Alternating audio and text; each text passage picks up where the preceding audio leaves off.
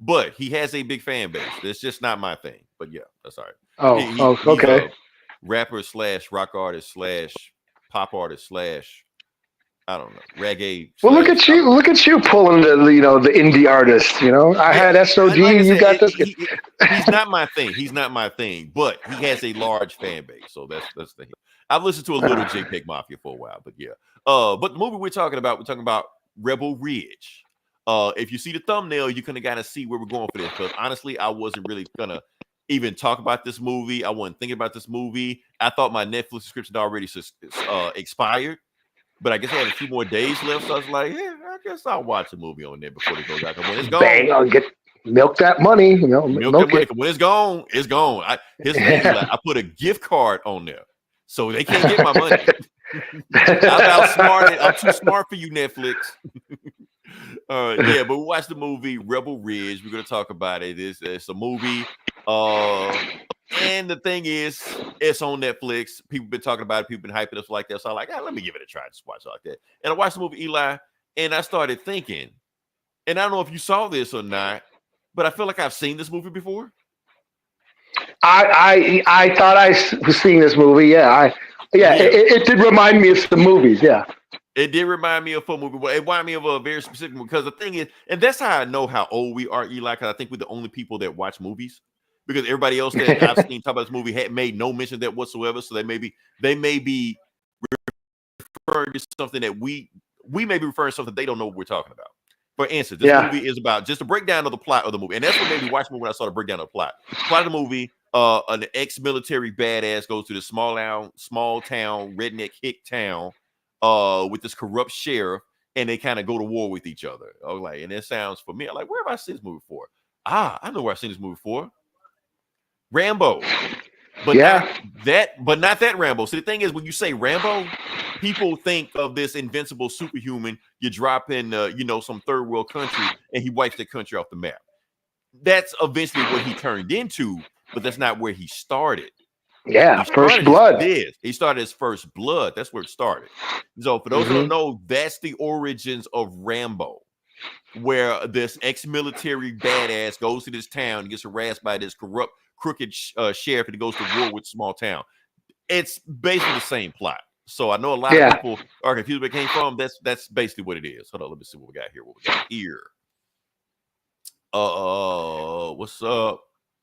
Hey, bro. Hey. Yeah, what up? How you doing? Thanks for listening. Yeah. So that's what's going on right now. So, like I said, and I'm not gonna say the whole movie was complete First Blood ripoff, because that's where I thought it was going at first. But it kind of took a turn. It started off as First Blood just to get you in there, but then like the second half of the movie actually felt like it turned into Jack Reacher. Now the reason I'm saying it because they had that same plot, like Jack Reacher's brother died, and he's got to find some kind of conspiracy shit like that. Which I think that's why they changed it to his cousin, because they were like, if they say his brother is a little bit too on the nose, some kind of small town conspiracies. You got to figure out what's going on. So he's kind of like Jack, and a little bit Walking Tall also. I don't know why I felt like it was Walking Tall. Like all those, the Western, it's a formula we've seen before.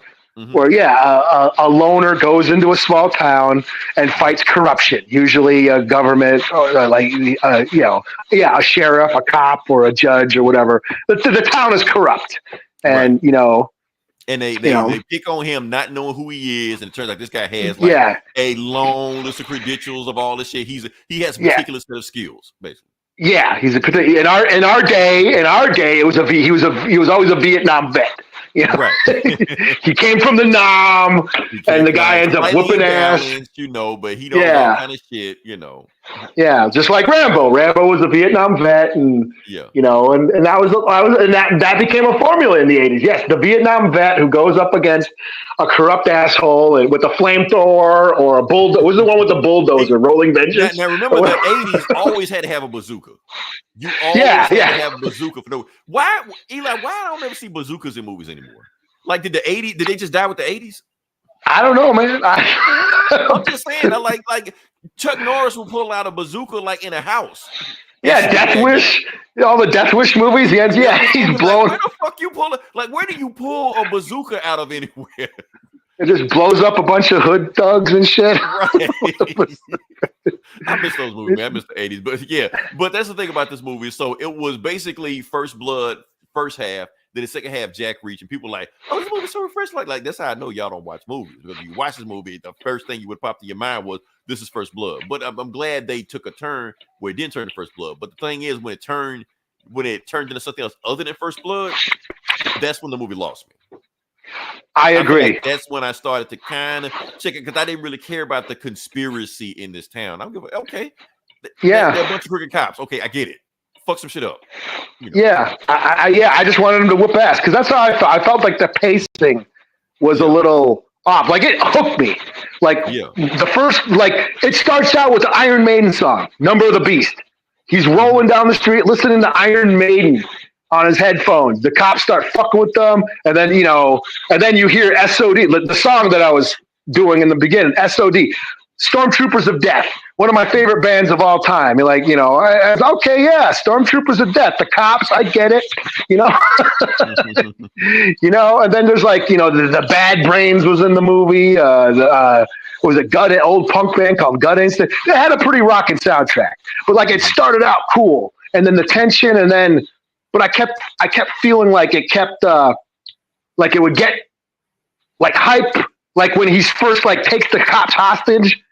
Yeah. And then they let him go. And then we go for another 20 minutes of him investigating. And then there's another action scene, and then we go for another 20 minutes of him, investigating like you said. Yeah, I didn't care about the investigation and what they were doing, we know it's just and the clerk, the woman who's the clerk or whatever, with her whole backstory with her kid, and she was an ex-junkie, and like I just want to see him whipping ass. Like, can he just beat up a bunch of cops, please? Can we get to that? Right. Now, I did notice he didn't kill any cops in this movie.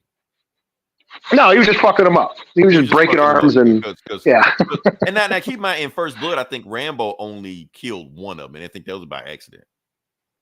Yeah. He fell out of the helicopter. Yeah, he fell out. Yeah, he fell out of the helicopter. Helicopter, so like that, something like that. But another thing they wanted, it felt like First Blood because he was like under the bridge or like homeless, kind of like that, shaving and shit. I think I remember Rambo doing that shit too. Yeah, well, he went up into the woods. Yeah, he was in the woods, living like this guy. This guy was in the woods, living, backpacking and the land. Yeah, eating things that make a billy goat puke. And that's what I was thinking because it was so much like First Blood. At first, I was thinking that there was gonna be some badass military like Troutman just come out like this guy is the first Green Beret. He eats bugs for breakfast and all. I thought like be a hype man. Like I trained this him. Hill is his home or some shit. Nobody. Yeah. Okay, you better get more body bags. Right. Just hyping them up. Yeah. But it was cool. Now here's the thing. Now we talked about the movie, but I think the main reason people are excited about this movie is because of the main guy in the movie. Eli, this guy's a goddamn movie star. I'm just saying. He's a big one. He's a big one. He's a big dude. I've heard some people say that he looks like Scar from The Lion King in real life, and now I can't unsee it. Okay. I'm just saying. It's kind of fucked up. But yeah, like the guy has charisma, action. I think he was like a jiu-jitsu like teacher or some shit like that before he became acting. Like he just like action stuff he transitioned into. So he's got the martial arts physicality of it. He's got the charm, charisma, all the shit like that. I'm sorry, Eli. What's the guy's name? The Ant-Man guy, Kane. I forgot his name already. Oh, yeah. Jonathan Majors. I think he's out of here, man. I think he's out of here. He had a good run. Literally a good run. We moved on, man. You had a good run. But I'm just saying, we running down that alley, running into that dumpster. That was it. Now, here's the crazy thing about it, Eli. This movie's been he wasn't the first pick. Netflix been working this movie for like about 3-4 years, something like that. John Boyega was attached to this movie. Oh no shit. Yeah, and he walked off set. Nobody knows why. He just walked off set. So that's what this guy. Now, and I start thinking, like, where the hell is this guy? Now, I'm like, where there's like a guy with this kind of talent? Like, how did he just pop out of nowhere? How is it we don't know him? And I realized what it is. He's British. Of course he is. Because when you're British, you just pop out of nowhere. He does the accent when you see him in an interview and stuff like that. Then he's all Cockneyed accent and Brit. He told me off with that shit like that. And I'm like, where do I remember this guy? Like, was he in a Doctor Who episode or some shit? Like, where the fuck was he? And now I remember where I saw him in. He was in Krypton. Oh, okay. Everybody in Krypton was British. I don't know why, but they just were, Now I know what you're thinking. Like, if he's from Krypton, where the same planet Superman from, why does he have a gun? They explain it. You just got to watch the show. I'm not going to get into it, but yeah, Krypton, awesome show. Go watch it. What else we got? Another thing I'm talking about, like I said, he wasn't the only guy in this movie. We also got Don Johnson.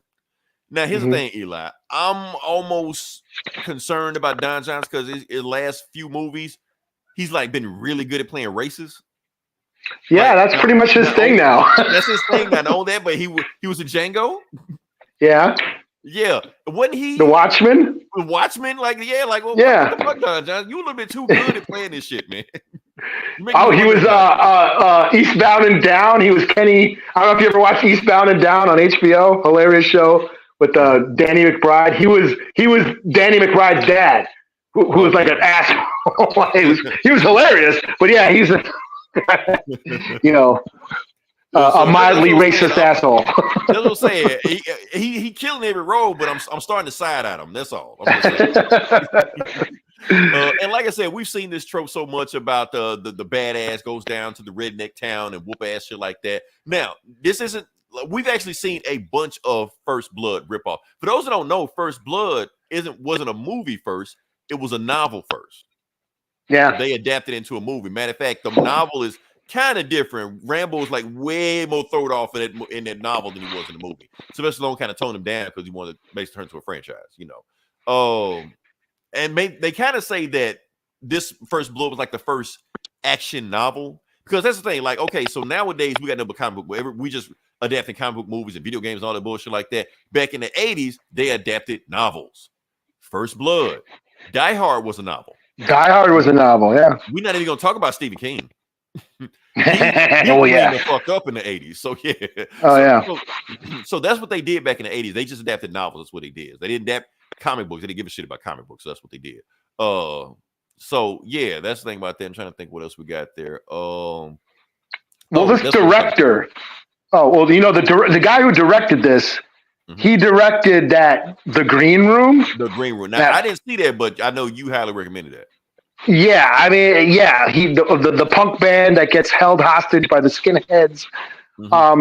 Pretty cool flick. And then he did another it was a couple years ago. It was another Netflix movie, something about Into the Dark or something about a guy and wolves in the woods. And I don't remember too much of it. I just remember there's a native guy, an indigenous guy that shoots a bunch of cops, which I thought was pretty cool. Okay. But yeah, but it was like the same pace. Like even The Green Room has some pacing issues, I feel, and that's what I think. And same thing with that Into the Dark movie or whatever. Yeah, it just had the way the movie's paced. Like the tension, really cool scene, and then nothing happens for a while. And it kind of like loses steam, and then something happens, and then nothing happens for a while. And I think that, I just see that with all his movies, and I felt that with this one. Like a little bit too up and down, like, yeah. Oh, Frankie's here. He just met Slipknot. How do you feel about Slipknot? No comment. Good. I really gave them a try. I gave up. I really tried to get into them. I'm just too fucking hard. You know what I'm saying? You're too metal for this shit. I don't know. I don't know if Slipknot was metal now. Slipknot can walk up to me right now. I wouldn't know who they are. So that's why I don't know. Yeah, because they usually wear masks on stage. Okay. No, I felt like I should. I felt like I'm the demographic that should like it, but I didn't get into a lot of that new metal shit. I was like, I'm not a big new metal fan. I was more on the grindcore and straight up death metal and blast beats. I play blast beats. So, like I said, I reviewed Oxygen Destroyer last week, and I met them, and we talked about Godzilla, and it was awesome. That's the type of shit I like. You know, Slipknot is. I find Slipknot a little too tame. That's just me. Hey, I know it's a lot of younger metal fans. That's their stepping stone. Now they're in the metal. Welcome to the club. I'm not gonna shit on Slipknot, but yeah, they're just not for me. But hey, that's cool that you met them, man, because they're a big band now. They're huge. I mean, that's hard to meet a big band like that. You know. So if anybody else has a favorite band they want to mention on the podcast or you like to shit on them, feel free.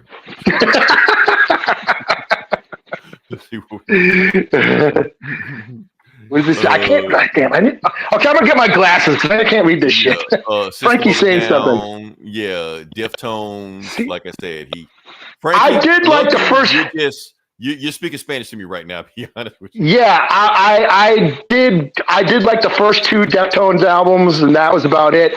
System of a Down. Yeah, they had nothing for me. Sorry. I know a lot of people like them. Like I said, I didn't get into that late 90s, early 2000s new metal wave. Yeah, that I was, you know, I was already set. I'm old, man. I'm old. I was already set in my ways. I was already into my grindcore and my blast beats and, you know, so that it's just a generation thing, you know what I'm saying? I grew up on thrash and death metal, you know what I'm saying? Okay. All right. Anyway, hence my name. Right. All right. So back to the movie. Like I said, so for those that haven't, since y'all obviously don't watch movies, I would recommend everybody to watch First Blood if you haven't seen it. Not the other Rambo. I mean, you can watch the other Rambo movies if you want to, but watch First Blood. It's a completely different movie than what you think a Rambo movie would be if you haven't seen it. Also, since we're talking about First Blood ripoffs, another movie I'd like to recommend also, The Hunted. This is actually a more accurate First Blood movie than the First Blood movie. Like more accurate to the novel than that. For those who haven't seen it. Did Anton Fuqua direct that? Did he? I don't know. Did he? I don't know. Oh, basically, Tommy Lee Jones playing Troutman. So yeah. Yeah, I want to make a correction. A couple weeks ago, we were talking about Anton Fuqua. I think we were talking about the killer. We were talking about the replacement killers. And how Anton Fuqua, that was his first movie, and then I mentioned that he directed American Gangster. He did not direct American Gangster. That was Ridley Scott. I thought he didn't, but I didn't want to correct you. I was like, yeah. However, Anton Fuqua was supposed to direct it, but then he got fired because it was going over budget. So then they got Ridley Scott, one of the most expensive filmmakers ever, to direct. Yeah.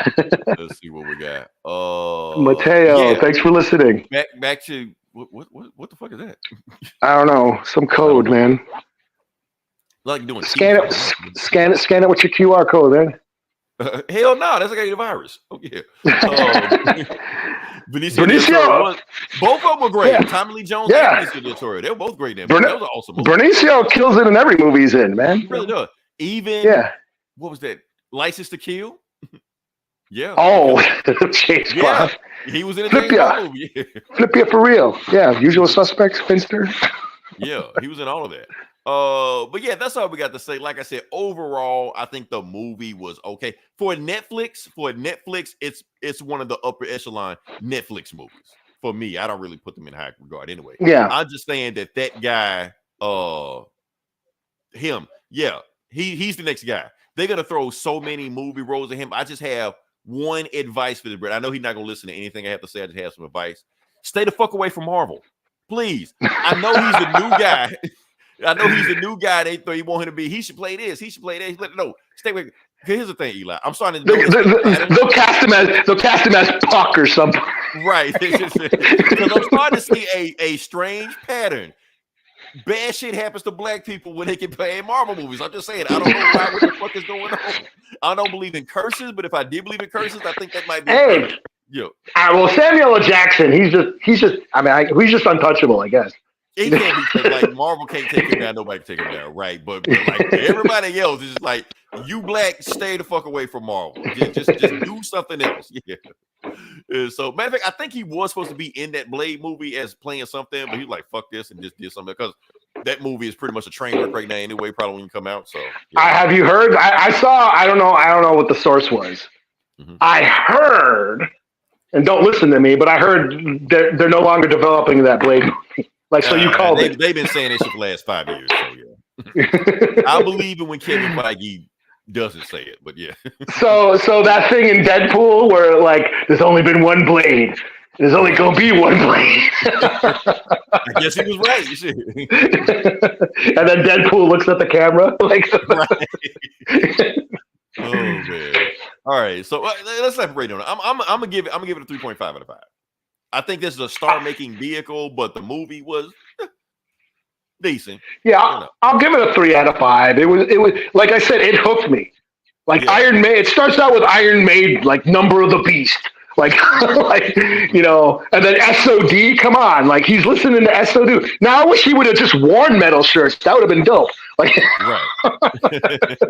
but yeah, I mean, it started out really cool and then just kind of lost its steam. You know what I mean? Yeah. And it was kind of long too. It was like over 2 hours. Like it didn't need to be, but it's like they kind of ran out of plot. It's like we just got to just do shit. So yeah, man. I mean, that's the thing. I was like, you don't have to overbloat these movies, man. You know, right. But it's Netflix. Like, just have a long runtime for no reason. Make movies 90 minutes again. It should have been a 90-minute movie. That's all. Yes. Make movies 90 minutes again. Make movie 90 minutes again. That's the sweet spot. That's right there. So, yeah. That's how movies are do this shit. All right. So can we move on to the next one? I'm gonna let you have this one, Eli, because I had some thoughts, but you may not like them. So yeah. Okay. We saw another movie on Netflix because my subscription hasn't ran out yet. Let me watch a movie. Let me watch all the movies I can get before I get rid of this Netflix shit. So yeah. So the next movie we watched, and I'm gonna throw this up here, Eli. We watched Incoming. Incoming. That's what it is. So I'm gonna let you go first. I might interrupt you. I don't know. I do we have to go, but because I know you saw it. So what you think about it? I thought it was fine. It made me laugh. It was we keep talking about like they don't make like R-rated raunchy comedies anymore. Right. Well, they made one. You know, hey everybody, it's Black Sunday. Sunday, like the way black person video you see. Oh, well, cool. Man. I like mine. So yeah, okay. Yeah. And natives too, man. I'm native, so hey. You freak me out every time you turn the camera on. I'm sorry. Ooh, yeah, the boogeyman. Ooh. Oh shit! I'll give you a heads up next time I jump on the camera. Say Beetlejuice 3 times some shit before you. What's Bamf? What was it? Kevin Spacey or Kevin Spacey? What the fuck? Kevin Smith's podcast. They got that guy who comes in like Nightcrawler. Oh, so I haven't watched this in a while. So he's got the guy who like their little tech guy. He comes in and says shit, and he goes bam like Nightcrawler or whatever. Okay. Anyways, Incoming. It's an R-rated raunchy teen comedy that kind of like a throwback to what we grew up on. And we talked about this before, like how they don't make movies like Revenge of the Nerds or Porky's or Superbad or American Pie anymore, because comedy is, people are afraid to laugh at offensive shit, So here we go. This is a comedy, a raunchy R-rated teen comedy. And yeah, it's about some high school kids going to a party, and it's their first year of high school, and they go to this party, and a bunch of wacky hijinks ensues. And I thought it was fine. I laughed a couple of times. I did think the ending was mad corny, but however, there was one scene that really grossed me out. I know what scene you're talking about. Yes. I've said before. I have. Well, come on, man. You gotta do it. That goes hell. Yeah, I was eating chips too, and I was like, So yeah, I've said that. Like I have my gross out triggers. One of them is shit, and the other one is food. So and bugs is the other one. But this movie, that scene really grossed me out, especially when they pick up the drunk chick and she goes to Taco Bell and she's just stuffing her face with the and I love Taco Bell, but she was ruining Taco Bell for me, and then she ends up shitting herself, and that whole shit scene in the car, I was like, oh man, I couldn't look. I had to look away, But yeah, I laughed a few times. It did make me laugh a few times. But yeah, I thought the ending was really corny. But yeah, I mean, if it's trying to bring back the R-rated raunchy comedy. Yeah, like I said, I'll give it a 3 out of 5. I did think the ending was really corny and cheesy and shit. Okay, so let's see what we got here. Yo, what else? John. We got here? What? John Smith. Okay. Yo. Yeah. All right. So what I thought about the movie, Eli, you gonna this why I didn't talk about this movie, because I didn't know how to talk about it. But since you watched it, I'm gonna talk about it. This movie made me feel old as hell.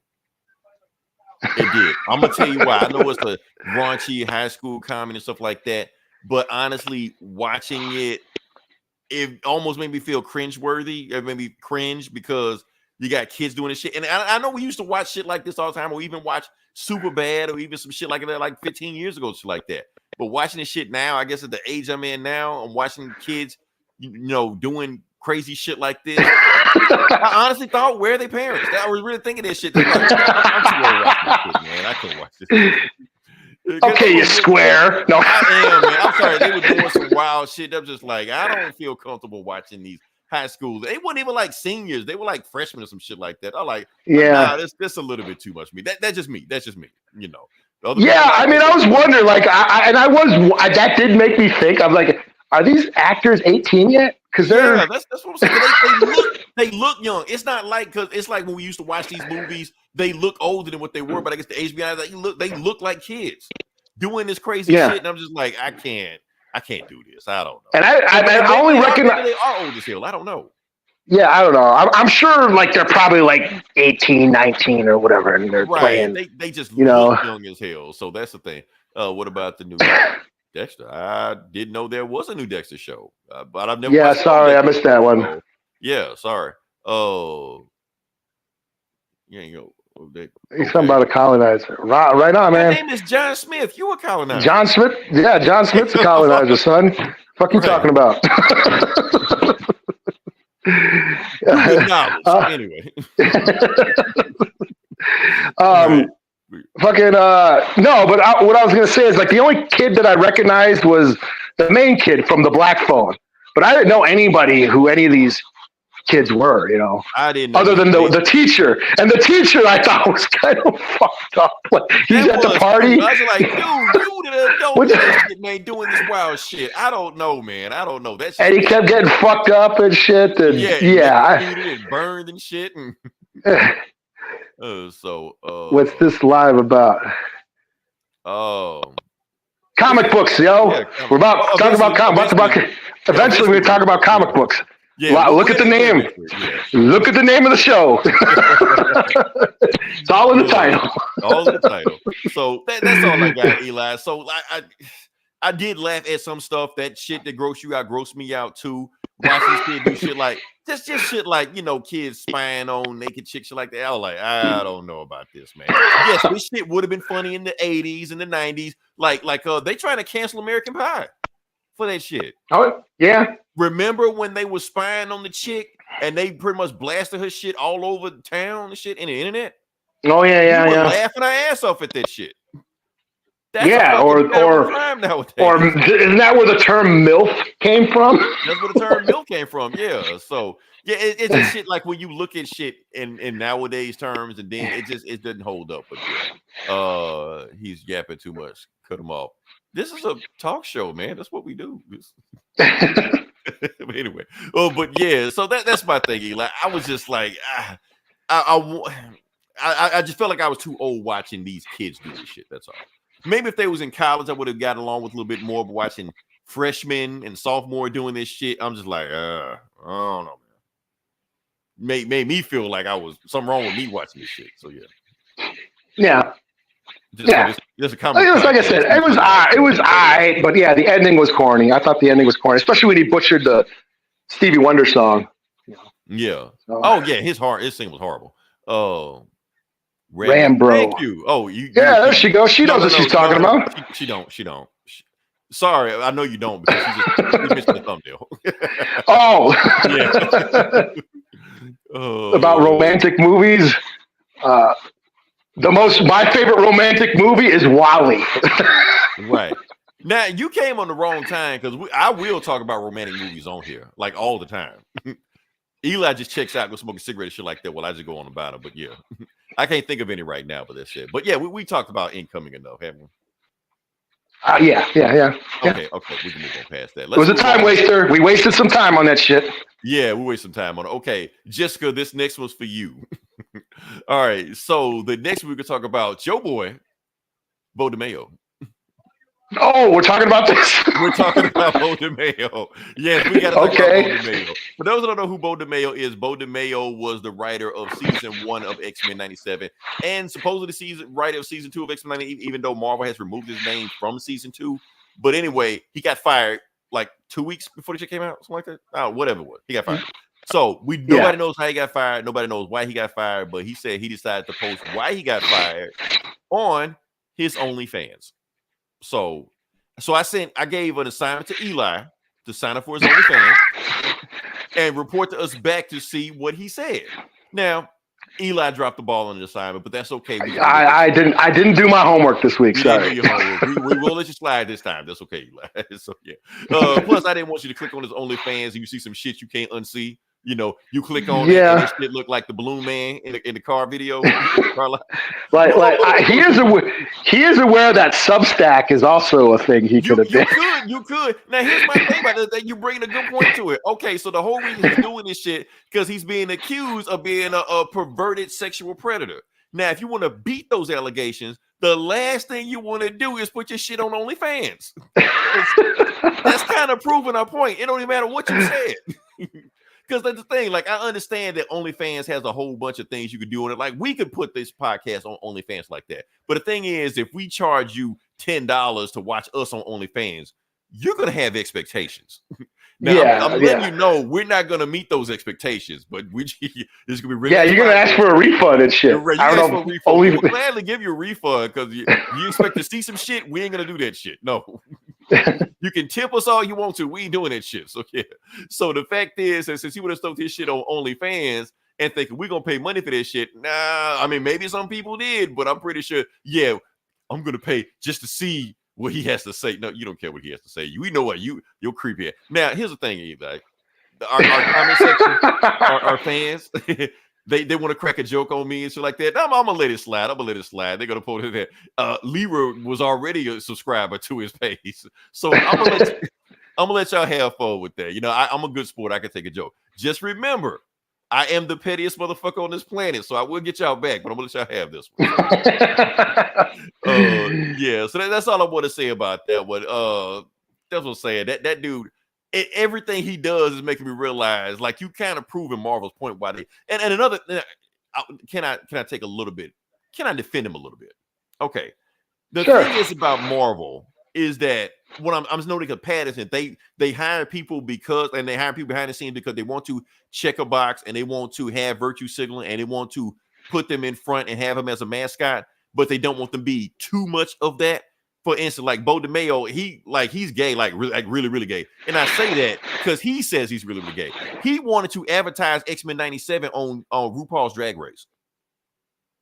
Of course, Marvel stopped from doing that. So yeah, because they didn't want it to go too gay. Like, we wanted to be gay, but not too gay. Because they want to market this shit in China. They want to market this in China, right? But they don't want to go too far because I've seen them do it before. Like we've seen the Marvels. Now, whatever you think about the Marvels, what they did behind the scenes of Marvels, I don't really like. I don't agree with because Nia DaCosta, they wanted to push her forward in front. Oh, she's the first black woman to ever direct a Marvel Disney movie, stuff like that. Did she? Did she really? Because Eli, we talked about stuff before that directors of Marvel movies don't really direct Marvel movies. Like they show behind the scene, they do shit. They get a second director behind it, and all of them kiss the ring of Kevin Feige. Whatever he says goes, that's what really goes. Kevin Feige is really the director of these movies. So she was more or less just a figurehead or mascot just pushed in front of it. Because they said when they was even directing, when they was doing the final editing and shit like that, Nia DaCosta was in Europe working on another movie. She wasn't even there. She didn't even work on the final product. Mhm. But at the same time, then when a person says she's the first black director to do something like that, like, no, don't do that. Don't do that. Hell, I even think Ta-Nehisi Coates for Black Panther was that. Me personally. Checking boxes. That's what they do, man. I think that's what they were doing. Ta-Nehisi Coates, we need a black director. He's got all the stuff like that. We needed a black writer for Black Panther. He's got all these accolades and he does all the stuff like that. Even though he's never written a comic book in his life, let's just throw him on the book so we can get good. Oh yeah. Well, look at like Echo. Like Echo came out. Reservation Dogs or stopped being a show. It's done. And now the indigenous TV trend is come. Lily Gladstone didn't get her Oscar. So now the indigenous TV trend is now on coming down. It's on the downslope. So natives aren't as marketable anymore. So they said, "Fuck Echo, let's just get it out there and over with." Right. And the whole Gahorty shit. They're making a comic, a what-if comic in November. I told you that, Eli. I told you they were going to do that. Yeah, in November, of course. Yeah. Native Heritage Month. Pat themselves on the back for diversity points. Right. And Eli, we ain't going to see her again until maybe next November. Eli, we're sounding like them again. We're sounding like the dark side. Yeah. Are we woke or are we not woke? No, I don't know what we are anymore. I don't know. I was just talking about native representation. That makes me woke, right? I guess, but it is what it is. Yeah. Because the thing is, I don't even know anymore. It's like you just throw woke on anything. Like, I don't know. It's cold outside. That's woke. Yeah, I guess that's woke. But then I said, but then I laughed at incoming. That means I'm misogynist and sexist, right? Right. And I didn't like the acolyte, so I'm a homophobic and sexist and misogynist and racist. So hey, should be. So you walk the line. We walk that line. And that's this podcast right here. So that's where we live. Cancel us 1 week, we're woke the next week. Right. We're kissing everybody's ass. Or pissing everybody off, one or the other. Or pissing everybody off, yeah. All right, go on the next part of the podcast. Okay. Yeah. Okay, now, I don't know. Eli, I think you can piss people off with this, and I don't know what we're going to do. We can talk about Minecraft, the movie. Oh, yeah. We got to talk about, What was I going to say about Minecraft? I don't even remember. I don't remember either. What is this? Yeah, okay. Here's the thing. This is where I want to talk about this because the trailer came out. It's like one of the highest rated viewed trailers of all time, stuff like that. I watched it. My personal opinion, looked like a piece of shit. That's just me. So I'm pretty sure, Eli, you felt the same. Watching like, what the fuck is this? Yeah, I never played the game. My kid played the game a lot. My nieces and nephews played it. I'm aware of Minecraft as a concept. I know it's a thing. But I don't know enough. My nephew worships this game. Yeah, I don't know enough about the game to really. I heard people are pissed off about this trailer. I don't know why, and I don't know enough about the game to know why or to understand what's going on. But I've looked at it. It's nothing to get. Honestly, us bringing attention to that's what they want us to do. So I'm gonna go. Yeah. The point is, we realize since we don't like the trailer, we don't know what the fuck's going on. Obviously, the whole point is we're not the demographic. And that's okay. Yeah. Right. And that's okay. That's okay. But my thing is this, Eli. Now, for those that don't know, the highest grossing video game of all time is Minecraft. A lot of people don't know that. Like Tetris, Mario, Wii Sports, all this shit. No, Minecraft is over all of them. Grand Theft Auto, Minecraft is over all of them. So it's the highest grossing video game of all time. My thing is this, Eli. Even though we realize that we are not the demographic for this, and we know the demographic they're going for, didn't we always talk about on this podcast how the demographic that plays like Minecraft and all that shit and TikTok and whatever the fuck is hot right now, they don't watch movies? Yeah. So they try to make a movie of this. So my thing is this: what are they, like the crowd that this is made for? What do they think about this movie? Like the crowd that worships the feat that Minecraft does and all this shit, and know who the fuck Jack Black is playing, I guess, stuff like that. Like what do they think about this movie? Yeah, I'll ask my nieces who play Minecraft, who don't watch movies. Yeah, right. Are they excited for this movie? They just look like this. Are they excited for a movie? Like, do they? Yeah, I don't think they watch movies. Yeah, like I said, they don't watch movies. They watch TikTok. They watch YouTube. They watch Sniper Wolf. Right. Put on dresses and shit, and like put on makeup and shit. And you can look at this movie, you can tell they're trying to aim for that crowd. They're trying to aim for that crowd. But I don't know if that crowd's gonna fuck with it, you know. Oh, are people pissed off because Jason Momoa is wearing pink? No, they ain't. Nope. People don't even know Jason Momoa was in this movie. Take 3 guesses why people pissed off. Just look at this picture. Well, there's a black person, so I guess that's why they pissed off. Yeah, that's why I didn't want to bring it to it. Yeah. Now, aren't you allowed? Yeah. Aren't you allowed to like make your own character in Minecraft? I have no idea. I guess you could be a dog or a cow, or some shit. I don't know what the fuck you can do in Minecraft. I guess. So Leroy, when you create a character on a game, yeah, do you play as a white person? Fuck no! What the fuck? I'm sorry. I think that. Do these assholes understand? Do these fucking assholes understand that non-white people are probably not going to be playing as white people unless they're forced to? Yeah, and like the white character is always the default character. I don't give a fuck if I'm playing like fantasy game or some shit like that. What's the game? Elder Scrolls and bullshit like that. Yes, I'm a black Viking walking through that shit. I don't give a fuck. Yeah. It's like, yeah, dumbasses. So that's the thing. So I don't know what they're pissed off about. But can we talk about Jason Moore? Why is Jason Moore in this piece of shit movie? I guess I don't know why. For a paycheck, man. He's getting paid, man. It's just like he's just showing up in any damn thing now, man. He came a long way from Baywatch, man. That's all I'm saying. That's why. Look at him. Look at this guy. That's why I had it took so long to get pictures. We got this. See, this is where the podcast is gonna spike right here. You know. Of us because Jason Momoa, but yeah. But that's the thing. But now he just showed up at any damn thing. Like, what the fuck, man? You know. So that's all I gotta say. So I don't know, and I'm saying that, but this may be $1 billion movie. People might just like this may be an event for those folks that watch like love Minecraft. Yeah, what do we know? Because we hated Five Nights at Freddy. Like we watched that shit. We thought that shit sucked. I thought that shit sucked, and that movie made bank. Yeah, they're making another one, and what the fuck do I know? Right. So I feel like it's gonna be two choices. This is gonna be $1 billion movie, or it's gonna flop. There is no in between with this movie. That's what I think. So sure, that's just me. All right, so can we move on to the next part of the podcast?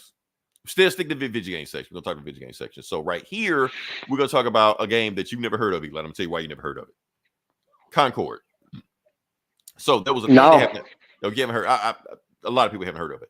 The reason we're talking about Concord because this is a PlayStation game, exclusive game. They're also PC that came out 2 weeks ago, and they've already shut it down. Now, the reason they shut it down because they had like low sales. Nobody was playing the game. Nobody was. So it's one of those live service games that the only way to play is to play against other people. But if nobody's playing it, you got nobody to play against.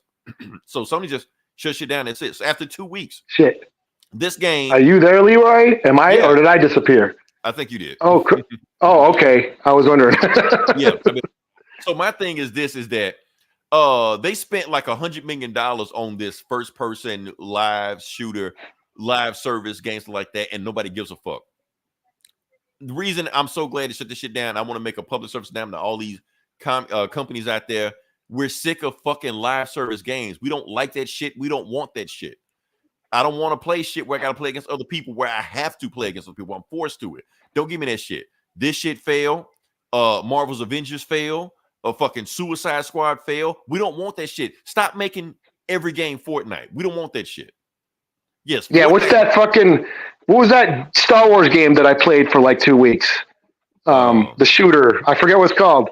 What, Battlefront? But no. The one where fuck. Battleground. I know. I can't. It was like the shooter. It was kind of like Fortnite, you know, or PUBG or what's that shit called? PUBG. I think you're talking about Battlefront. No, it's not Battlefront. It was like anyways, fuck it. It was, you could only play live. Battlefront had a campaign mode. Yeah. Okay. Yeah. But this is like, it came out like this earlier this summer. I was playing it for 2 weeks. I could only play as a couple of characters because I was playing the free version, and it was all live. It was all online, playing against other assholes who had way more cooler shit than me. or kicking my ass, and fuck that shit. And it's like, yeah, we're sick of that shit, man. So give Yeah. us. But that's why everybody's playing that fucking Sun Wukong monkey game where you become a superpower monkey, you fight gods. Single player. Yeah. I ain't got to worry about playing against other people. I just played that shit storyline. That's why this shit's selling like crazy. Stop giving us shit where we have to play against other assholes. I hate people. So stop giving me that shit. So I'm playing video games. Right. All right. Can we roll the next part of the podcast? Yeah. All right. We're here. We're here now. Like I said, this comic book bullies. We're talking about comic books. We're going to jump into it.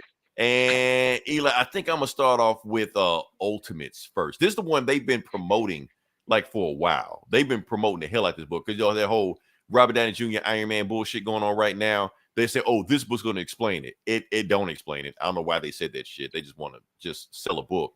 But it's a Dr. Doom focused story, if that makes any sense. And okay. And you see the Fantastic Four. Kind of see the Fantastic Four. You see the Thing right there. You see Miss Fantastic as a mouse. You see the Human Torch. Invisible Woman's there, but she's invisible. So, yeah. All right. So, we're going to move on past that. Let's see. We got here. Let me click this and get it started. Room right here. So, like I said, Ultimates number 4. This is after they rescued She-Hulk or some shit. So, yeah. So, let's get to it. So, this is a weird book. I'm trying to, like the layout of it or how it's structured, it's different. So, it's actually 4 panels. Every page is 4 panels. And each page tells a different story. Like the first part, the first part tells one story. Second panel tells another story. Third panel tells another story. Fourth one. So you got to actually read it that way. So the whole point of the thing is that they showing Reed Richards going through his life, how shit is cool. He actually goes, I think, MIT at 13, and that's where he meets Ben Grimm. Ben Grimm is already 18. He's already grown. So that's how they meet. You know, he's already old, stuff like that. So and it's showing them, and you see, okay, for those who don't know, I forgot to tell you this. Okay, so Dr. Doom in the Ultimate Universe is Reed Richards. Why? Because the maker is an asshole. We're gonna find out about that shit in a second. So that's what's going on right there. And they basically showing everything that's going on. And this is one of my favorite panels right here. I'm gonna see this panel right here. You're gonna see, Reed Richards, and I had to catch it a few times. Reed Richards like writing the formula because they're about to go to space to see the cosmic storm, and he's writing the formula down exactly how to do this shit like that. But they see a few pages later, the maker goes behind him and redo the formula. He changes the formula. Like that's the pettiest shit I've seen a supervillain do in a while. But he decides to do that shit. And basically, since they did that shit, the thing goes horribly wrong. Johnny Storm burns up. He burns up on impact, so he died. He's the only one that actually dies immediately in the spacecraft. Because they got disgraced so hard, Ben Grimm kills himself. And I thought this was like ironic. He kills him, like they find his body in like gravel. So like that's fucked up. But it's like the Thing and shit, Sue Storm died of radiation years later. And because of all this, they blame all that shit on Reed Richards. Like he went to jail for this shit, got locked up, all the stuff like that. So they blamed it on him. But the thing is, the maker bailed him out. And he was like, your name is Doom. You're like, no, my name is Reed. No, motherfucker, your name is Doom. So he just beats the shit out of him and tortures him the whole time to make sure his name is Doom. And he gets to the point that eventually he tortures him so much for decades, like experiments on the brain, chops his brain up and all shit like that. And eventually put rats on him and shit. And so by the time he's done with it, he like, yeah, my name is Doom. So that's why in the Avengers now, if anybody calls him Reed, he don't respond to Reed anymore because Maker fucked him up so bad. So what he's trying to do since they can't go back in time because Maker fucked up time travel, he's trying to recreate the powers of the Fantastic Four, but he can't do it because every time he keeps putting the comics radiation on them, the rats keep dying. So he can't complete the formula. So, and he keeps yelling at Tony. He like, Tony, leave me the fuck alone. I'm gonna do this shit. And yeah, that's the story. So, like I said, it's kind of hard because it's a non-linear story for me to tell you. So it's kind of hard for me to break the story down to you. But a lot of moving parts going on with it.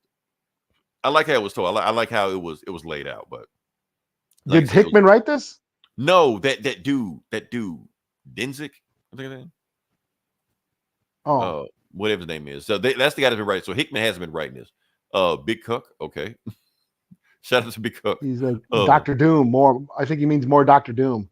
Yeah, but like I said, but it's not Dr. Doom, it's Reed Richards. So it's the maker, because the whole thing goes back to that original Ultimate Invasion story where the maker tells 616 Reed Richards, like, if you had a chance, Reed Richards, would you erase me from existence? And Reed Richards said with no hesitation, yes, I would delete you from existence. And maker was like, okay, I remember this shit. So when he went to his universe, he just did nothing but spend all of his time fucking with Reed Richards. So yeah, basically driving him crazy, killing the Fantastic Four and all this shit like that. So I'm like, damn, this dude worse than Dr. Doom. So yeah. All right. So that's all. I'm gonna give this book a 4 out of 5. I like the non-linear storytelling. We'll see where it goes. But the thing is, Eli, I'm gonna show you in a second. yeah. You're kind of breaking up. Is it my connection, or can you hear me? You kind of going in and out, but yeah. but here's the thing. Yeah, Eli, is it my connection? I don't know. I think you're going in and out. No, go ahead. I did want to say one thing, Eli. This is why you got to read the next story. Like, you got to read the next story, Eli, or you're gonna get in trouble. Boom. Is it? Oh, is that new? The Hawkeye as the native Hawkeye. Yeah. So Yeah. you're contractually obligated, Eli. I can't protect if you don't read it. I can't help you. So what about who is this? What about who? One Above All? What about him? What about the One Above All? What about him? We need specificity. I think he's wondering if the maker is he getting like the maker is Oh, is the maker One Above All? No. The maker is evil Reed Richards. Yeah. He just made his own universe and just fuck with people. That's all. That's all he been. That's the whole thing. He's just been fucking with people the whole time. So yeah. And that's all. So I'm gonna let you go next. Eli, what you got? All right, I'll do Dawnrunner number 5. Okay. Let's see where you at. What do I do with that thing? Oh, there you go. So this is Ram V's kaiju battle book that he's done. Kind of a throwback to like Pacific Rim. Was it Neon Evangelion, that anime? Gundam Wing, that type of stuff, but with kaiju. They're battling kaiju. So it's in some future Earth where kaiju have come and wrecked the Earth. You know, the last remaining cities built these big giant mechs to battle the kaiju, and then they made gladiatorial combat shows, kind of like sporting events where, you know, these giant mechs and the pilots, you know, battle these kaiju beasts for sport, for entertainment. And anyways, there's this one woman who's like really good at it. She is chosen to pilot this brand new mech. It's like high tech. It's like, you know, their brand new version. She ends up bonding with it. It turns out, and it's kind of weird. This is kind of weird, confusing in a way, but she ends up finding the memories. Somehow the memories of an old dead soldier is in the mech suit. So she starts having visions and dreams of his life every time she gets into the mech suit. His memories start popping up. And so anyways, this is the last issue. This is a 5-issue run. This is the very finale. This is and there's a big giant kaiju beast comes. It's like the biggest one ever, and it's threatening to destroy the city. She gets in the mech suit and starts, you know, fighting it. But then at the end of the last issue, her body like gets absorbed into the mech suit. Like her body disappears. They're like, "Where's her body?" You know, it's gone. So somehow her body got absorbed into the mech suit, and then she just and that's where this issue is all about the fight, and it's just the battle, you know. And she ends up kicking ass. And the kaiju beast is all weird. If you zoom in, it's got like face. It kind of reminds me of Akira, the ending of Akira, where you got that big blob and shit. You know. Yeah. You know. So yeah. She ends up kicking ass, this, you know, and then her body gets reforms. It comes back. And somehow, and so meanwhile, this whole time, she also had a daughter in the hospital who's like, you know, sick with this virus. Somehow that dead soldier's life force saves her in a way. And that's where I'm saying this is confusing. So I like this story. I thought it was really cool. You know, kaiju beast versus giant mechs. That's cool. That's right up my alley. But I feel like this issue felt a little rushed, and maybe this series could have used like one or two more issues to sort of flesh out all those little details that were going on. Like the thing about her daughter, this dead soldier and his family that he was trying to save, and all those memories. Like it kind of switches back and forth and gets a little convoluted and confusing at times. So I think this could have been at least one or two more issues to just sort of, take care of those details. There's also the thing about the corporation that's building these mechs and how corrupt they are, and how, they're trying to keep people entertained. And it's sort of making this statement on how people are disconnected from the war and from these battles. I think that was a strong statement that I think could have been pushed further. How corporations and people watching these sporting events, they're disconnected from the carnage of war. They're all, let's go kick ass, let's go drop bombs, let's start a war, but we're not going to fight it. Like the person filming the World Star video. I can't stand that shit.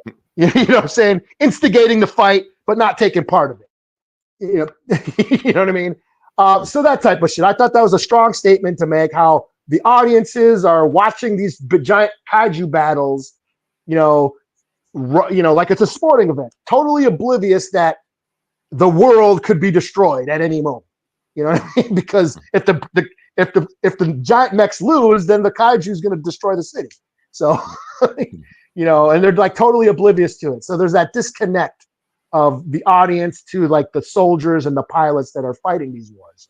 I thought that was a pretty cool theme that I think could have been pushed a little further had this series gone on a couple more issues. Because this had cool action. The art's been cool this whole time. I dig the story. I just felt like this issue was a little rushed, but overall it is a good series. I did enjoy this. I stayed with it till the end. So it'll probably read better in trade, but yeah, pretty cool. Kaiju beast, giant robots fighting, weird existential, psychological shit going on. Cool shit. I'll give it a 4 out of 5 in the end. Overall, it was cool. Cool. All right. Next book I'm going to do is, you read this, you got me out with this. We're going to do Absolute Power. I did. Number 3. I didn't know the series. I didn't know that this is almost over. I thought it was going to go a little bit longer than that. Yeah, they got in and out with this shit. Yeah, I guess you should have just read the tie-ins, huh? I guess I should have. I didn't know it was going to be over with that quick. But yeah, so we're here, and you got Batman kind of like doing the Wolverine Hulk thing where you can see he's got batarangs, but they got all the bad guys in there and shit. So I thought that was pretty cool. So yeah. All right, so we're going to jump into it. I haven't been following the tie-ins, but we're going to jump into it and do it the best way we can. So we jump into it. Hawk Girl, even though she lost her power, still got her wings. Like, why don't you just fly out of there? I don't know, but yeah.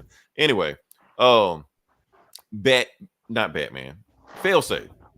Failsafe, basically, Amanda Wallace put a plan together. She was like, okay, activate phase 2. You go do your thing, and take Brainiac Queen with you because my baby is hungry. And when she talk about her baby, she's talking about Brainiac Queen. Because Brainiac Queen thinks that Amanda Waller is a mother.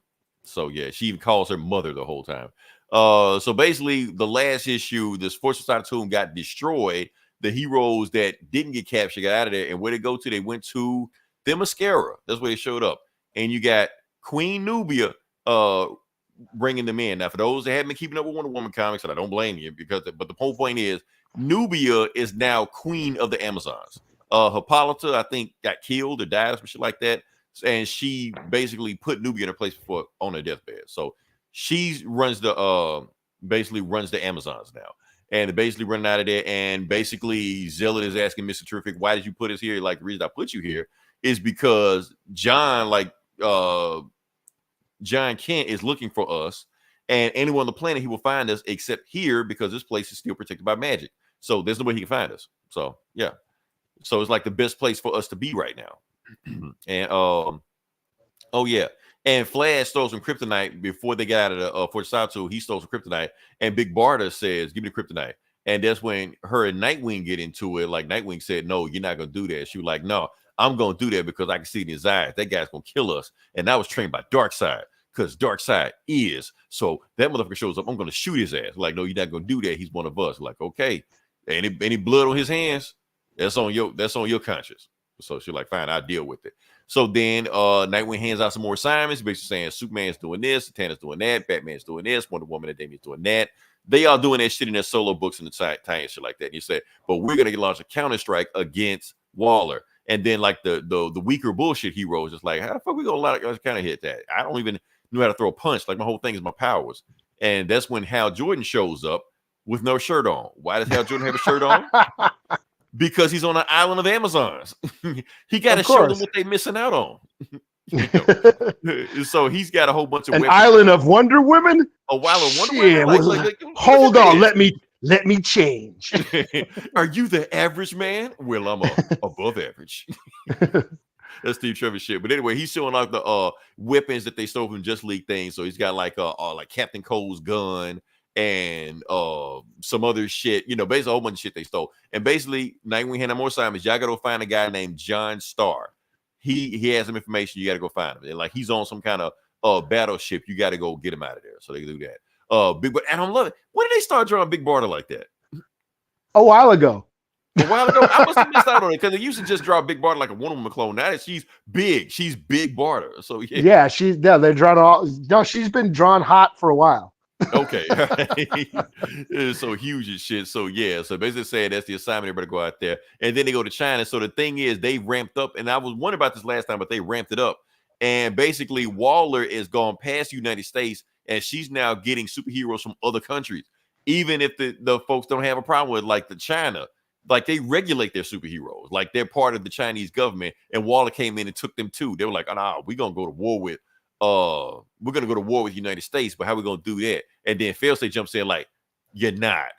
Waller no longer has authority. Like the United States no longer has authority over Waller. She does whatever the hell she wants to. And now you're looking at your commander in chief. And then one of the Chinese guys go, "Batman?"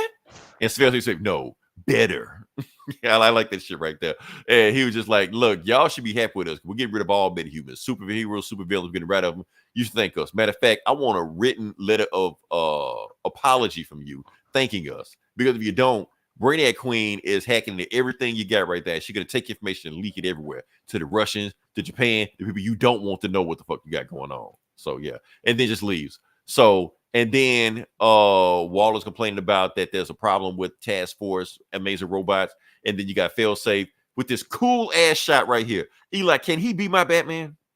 That's because he just flying past this shit. And he basically saying that because they absorb their powers, but they also like absorb their morality and it's like that. So they're kind of freaking out shit like that.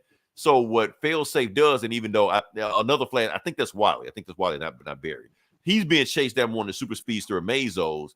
And that's when Failsafe like does the reboot thing, and it does just enough where it slows down the super speed fast where Wally can get away from him. You're like, damn, I don't know what happened, but I lost his ass. So, and that's when he gets this word from this guy saying you need to go to Waller's prison. I'm gonna tell you exactly where it's at. She's got something hidden under there. You need to find out where it's at.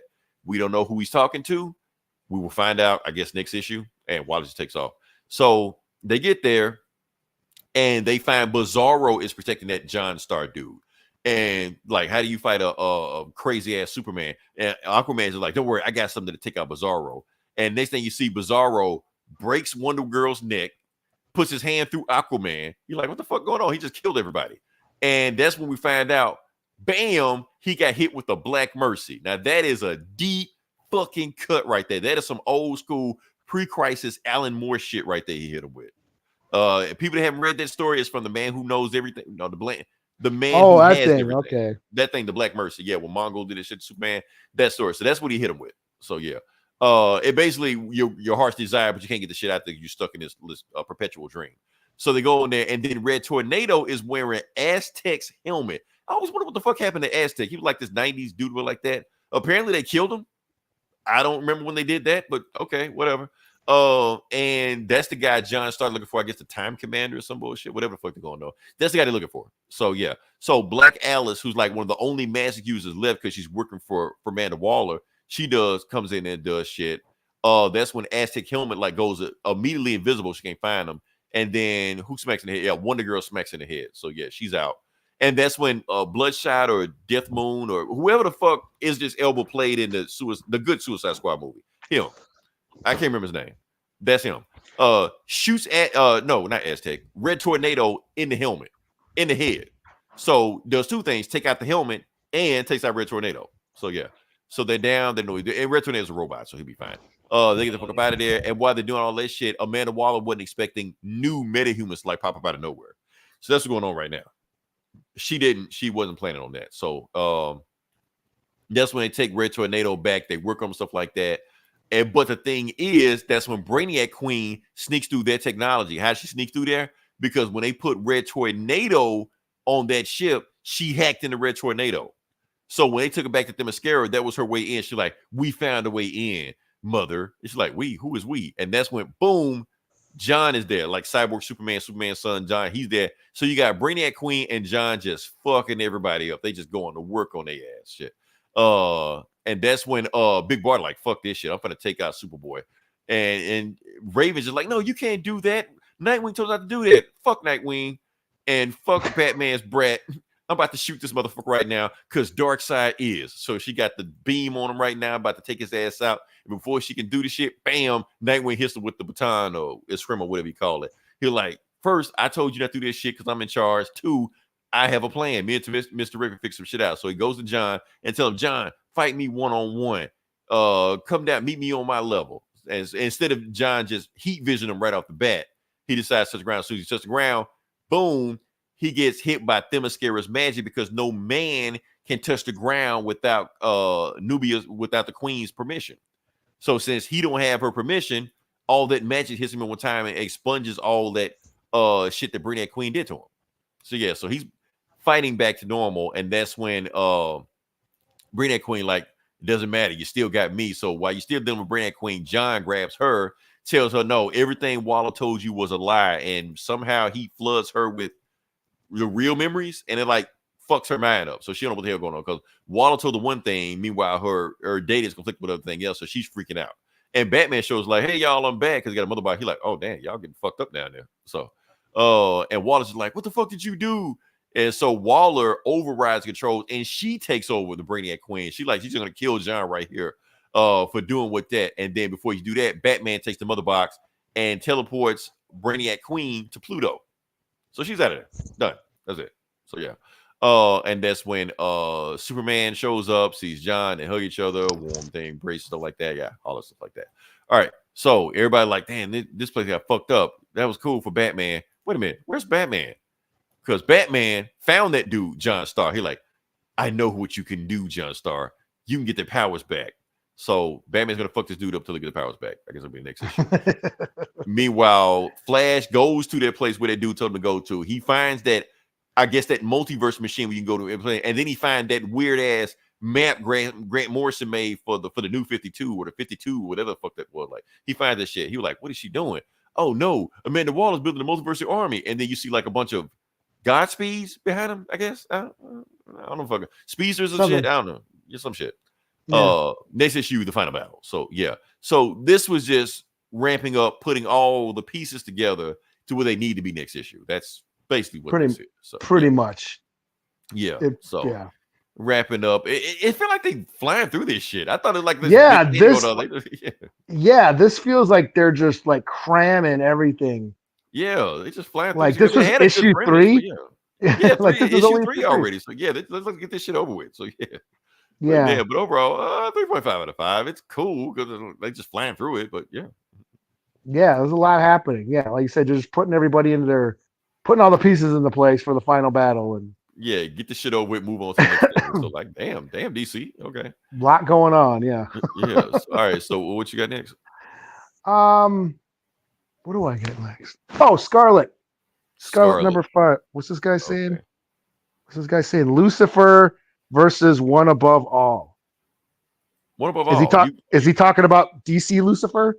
Like Constantine Lucifer? I don't think it's got to be, because I don't think Marvel has a Lucifer. They have a Mephisto, but that's like close to the guy. But as far as a Lucifer, they have the DC got Lucifer. At least talking about the One Below All was mentioned in the new Hulk this week. I read that new Hulk, which was just Let's explain the one above all. Big Cuck, the one above all is the writer. You can't beat the writer. That's the writer of the story. So you can't really put the one above all in battles because Jack you can Kirby. The one above all is Jack Kirby. So yeah.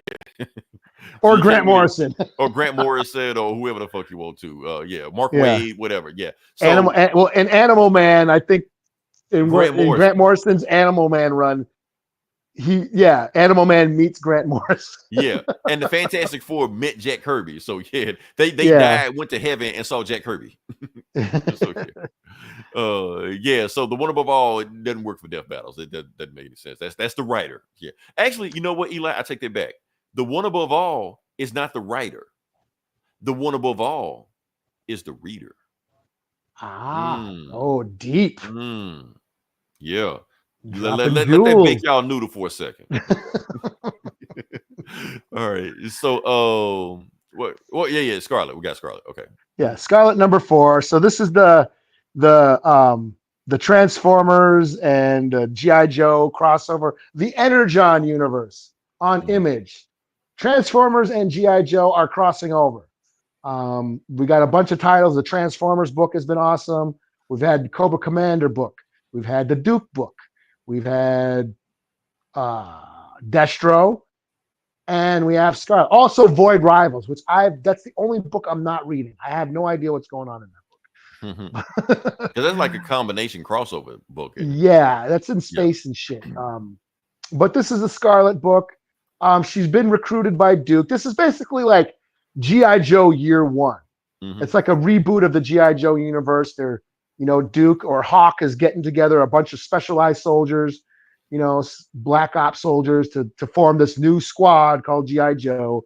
He recruits Scarlett, to go on this mission to basically to infiltrate the Arashikage clan, the ninja clan that Storm Shadow and Snake Eyes were a part of. And the reason why she agrees to is because she's good friends with Jinx, who's that other ninja chick from G.I. Joe. She's disappeared. And she's rumored to have joined the ninja clan. So that's the only reason why Scarlett kind of agrees to do this. So she infiltrates the ninja clan. They have her go on this like impossible mission where she's got to infiltrate this this mobster building and shut down the defense system so they can break in. She does succeed. The ninjas break in. Storm Shadow, Jinx breaks in. And that's where we pick up here. Scarlett and Jinx finally reunite. And, hey, how you been doing? Blah, blah, blah, blah. And Storm Shadow gets in and is like, okay, now that we're in, now we can go find that weapon that they have. So this book is basically Scarlett and Jinx catching up and Storm Shadow kicking ass. So everybody kicks ass. So Scarlett and Jinx are kicking ass while catching up. They're taking out all the gangsters and the guards. Storm Shadow goes and he kicks his ass way through the place, finds the box, and then it turns out to be some power sword, some very powerful sword. And that's kind of where it ends. So this was an action-packed issue. We finally get to see Storm Shadow kick ass. So that was pretty cool. Still no Snake Eyes though. We have not seen Snake Eyes yet. Like at all? Like in none of these books? None of these books. Snake Eyes has not shown up. Have they announced the Snake Eyes book yet? No, I haven't heard anything about You know what's funny about it? Okay, let's talk about Deadpool for a second. We always talk about how people think he ripped off Deathstroke and shit like that. No. What if he ripped off Snake Eyes? He was because Rob Liefeld wrote that Snake Eyes book like a couple years ago where he said that Snake Eyes was a huge influence on Deadpool. Because you can see it. You can see it. Yeah, that he was a big G.I. Joe fan. He loved Snake Eyes, was his favorite G.I. Joe figure. Yeah. And so when he made Deadpool, he basically modeled his look anyways after. Yeah, just Snake Eyes. Like a little bit of Spider-Man, but just like Snake Eyes. But yeah. Yeah. So not Deathstroke like everybody think it was. Nah, I think it was definitely Snake Eyes. I think that was on his mind. Snake Eye or Storm Shadow finds this weapon. It's some powerful sword, and basically it's like get hold of Cobra Commander. So Cobra Commander is going to show up somehow. So Yeah, this is fun. Like I said, this was an action-packed issue. We finally get to see Snake Eyes or Storm Shadow in action. And yeah, this is like I said, this whole series is this whole crossover event has been fun. I look forward to these books every month. Yeah, so I'll get a 4 out of 5. And yeah. Okay. Last book I'm gonna do. I thought about, do I want to do this book? I guess I'll knock it. I'm gonna just knock it out as quick as possible. Plastic Man number 1. Plastic Man No More. You seem so excited for this. I was. I mean, you know why? It's a Black Label book. Okay. A Black Label Plastic Man book. Yeah. Yeah. This I was like, huh? Okay. What the fuck's going on with that? And another reason I was telling you to read it, Eli, or just get interested, because it was on DC Universe. So it was like, basically a free book if you want to check it out. Okay, that's cool. Yeah, that's why you have to pay any extra for it. But yeah, let me. Oh, hold on. Let me do this. I'm fucking up already. That's why this didn't act right. Hold on. But yeah, okay. So let me just, while I'm fixing this up, I'm gonna just tell you about Plastic Man. For those who don't know, Plastic Man has actually been around since like 1941. He wasn't originally a DC character. He was like for some other company, and DC bought him. There? Yeah, I hear you. So he was so I must have cut out. Yeah, I must have cut out. It might have been me. We don't know. We'll find it later on. So DC basically paid for him. Let me get this out of here. No, yeah, DC bought the company that Plastic Man was with. So he wasn't originally with them. They went in. That's when he got him with the Justice League and other nonsense like this, like that. But for the most part, Plastic Man has been a joke. But this is supposed to be a serious noir, mature take on Plastic Man. Doesn't make any sense. Okay. I'm still fucking up. Hold up, man. Let me get to this book. Oh, I forgot because it's on a different platform. Give me just a second. I'm gonna figure this out. Where are you? Oh, you're not on Comixology? No, not on Comixology. I'm trying to go to DC Universe. There we go. It was right next to it. Okay, DC Universe. That's what I was trying to do. Go to DC Universe. Okay. So Plastic Man number 1. Bloop. Let's go to it. And I'm gonna give you a little background on Plastic Man also. So for those who don't know that aren't up in their Plastic Man lore, All right, so the book starts off with Patrick Eel O'Brien. Now, his name is Patrick O'Brien, but they call him Eel because he's slippery. But we'll find out in a second that that's actually just a joke on his name. So yes, this is Eel O'Brien. Is Plastic Man's real name. And what is he doing with his buddy? They're robbing the place. So for those who don't know about Eel O'Brien, before he became Plastic Man, he was actually a crook. He was just a regular common thug, gangster. He wasn't even like a gangster. He was just a criminal, basically. He was robbing the base like that. But the thing is, he sucked at it. He sucked at being a criminal because every time he got caught by the police, which is why the police call him Eel, because he ain't as slippery as he think he is. Like, you got away, you almost got away from us again, Eel, And then they give us a little background stuff like that, how he was robbing some factory and he fell in the factory and got his plastic powers, blah, blah, blah. You know the shit. We all know the thing. All right. So anyway, 20 years later, he becomes Plastic Man and he becomes a member of the Justice League, and the Justice League had taken down some guy, Solaris. By the order of the Justice League. So yeah, he like, oh yeah, tell it to my death rate, asshole. I'm like, that they said that shit. Okay. I forgot his Black Label. So yeah, so they're shooting him. He about to shoot a bunch of kids and shit like that. And Plastic Man does his Plastic Man shit, and he gets shot by some kind of ray gun and shit like that. It actually like legit burns the shit out of him. And he was like, damn, that shit hurt. And they just laughing at him. Anything Plastic Man says, whether he's hurt or not, or like that, they laugh. They don't take him serious, and then just ignore him after that shit anyway. So he's like, damn, man, yeah. So he walks off trying to heal from his wounds and shit like that. And he goes to his house, goes to sleep, and wakes up, and it's like pieces of his body was dripping off him and goes down the drain. And he wakes up and he's missing his arm. He's like, okay, is my arm gonna grow back anytime soon?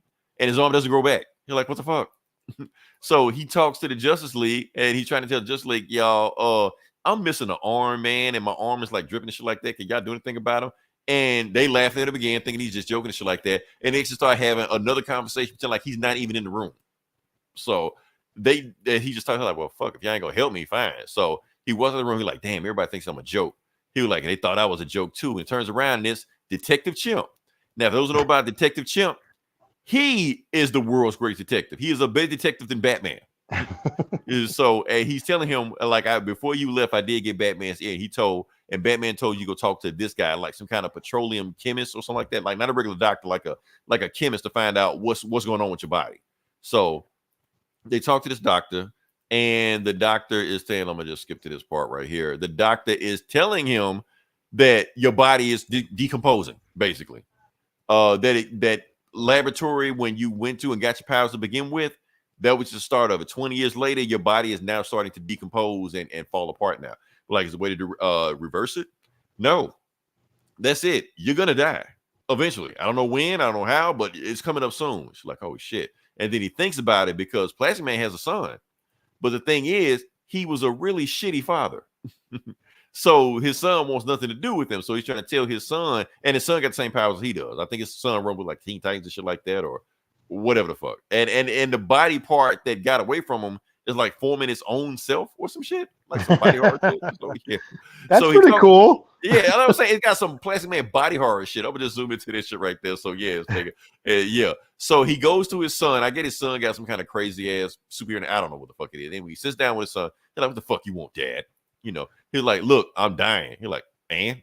He's like, "Look, I'm dying." Yeah, he's saying he's dying because his powers are breaking down. You got the same powers I got. I need you to talk to the same doctor I talk to just to make sure, you know, if something goes wrong. He's like, "Nah, I don't want anything to do with you. I don't care." And the son leaves. He's like, "Oh shit." So basically, his son might be having the same issue he's having, but he don't want to get checked out like that. So he talks to the doctor again. He was like, "Look, there is one way to reverse this. We got to make this nuclear thing to kind of like recreate your powers, and it may not save you, but it may save somebody before, you know, before the decomposition kicks in." He's like, "Got it. So you can save my son." "Yeah, but I need to get this thing, this thing, this thing, and this thing." You're like, "Cool, let's do it." So that's the book. Yeah. So not like your typical Plastic Man book where he's just like goofy and funny and shit like that. No, it's a serious Plastic Man It's a book. family drama. Yeah, family drama. Like you want, like it throw you a curveball with Plastic Man. So like it's the same guy that wrote that Dr. Doom run with Kane kept popping up all over it, shit like that. Okay. So it's actually, they actually got a good writer on this one. So I'm like, okay, this ain't too bad. Okay. The best Plastic Man book I've read so far. So yeah. Slap a score. I'm gonna give it a 4 out of 5. I'm gonna give it a 4 out of 5. Yeah, I was like, it shocked me. Like you expect one thing and they give you something else. Like, okay, I'm gonna go with that. Let's take Plastic Man seriously, you know. Yeah. There you go. Yeah. So anything else you got or? No, well, I did read like a couple other books. Like I did read Absolute Power, 3 out of 5 for me. But I did read The Incredible Hulk. I don't know, man. I think it's starting to like lose its steam for me. They're doing this thing where it's like they're trying to redo the origin of the Hulk, where he's like this ancient supernatural beast. I've seen that shit pop up. You know those TikTok videos like, did you know the Hulk been around for 1,000 years? Like, no. Yeah. That's just in this book. Yeah, he can't just be a gamma radiation mutant guy. It's so simple, man. No, let's complicate shit. Yeah. Like I said, monster, break shit. That's it. Yeah. They're turning him into Hellboy, basically. Right. But they mentioned the one below all in that issue because that mother of all horrors is after the Hulk's power. Yeah. And she came up against the one above all back in like thousands of years ago, blah, blah, blah, blah, blah. I didn't care. Like, can we just get on with the shit? You know what I mean? Yeah. Right. It was another flashback. So I was like, let's just get on to it. I'm kind of like, either I'm going to drop it, which I don't want to because it's the Hulk, but, but it's starting to lose steam for me. And then I read Daredevil, which was just another filler issue.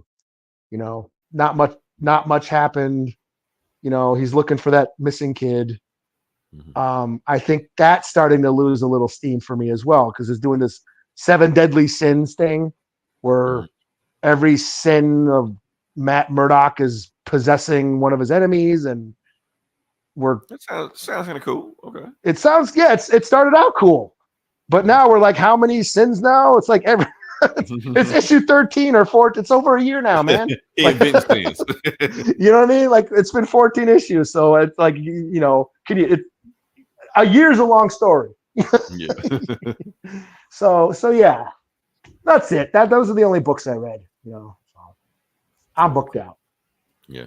Like I said, if you listen to this long, definitely like, share, subscribe. Eli, guess what? But This is already our highest view video ever. sweet. Well, we had all those. Some people were cool. Some people were obviously assholes. But yeah, we welcome all of them. We welcome everybody. But yeah, asshole or not, you're welcome here. You're welcome. Yeah, we know how to deal with assholes. So yeah. Yeah, but like I said, listeners on like, share, subscribe. You listen longer than 30 seconds, you have helped the algorithm. That's all it takes. We have figured this thing out. So yeah. Next week, I don't know what we're gonna do. Eli, Penguin's not next week. I don't know what's gonna happen next week. Yeah, Penguin is coming up soon. Yeah. But I know you have big plans because Friday the 13th is this month. Oh, that's right. Yeah. So I know you got something big. I don't know what you got planned. I would just sit back and just let you do what you do. So, I should, yeah. What should I do? Favorite final girl? You gotta plan. What should I do, man? I don't know, man. You gotta start planning now, ahead of time, before it happens. So, I don't want to catch you off guard, Yeah. What should I do how should I celebrate this holiday?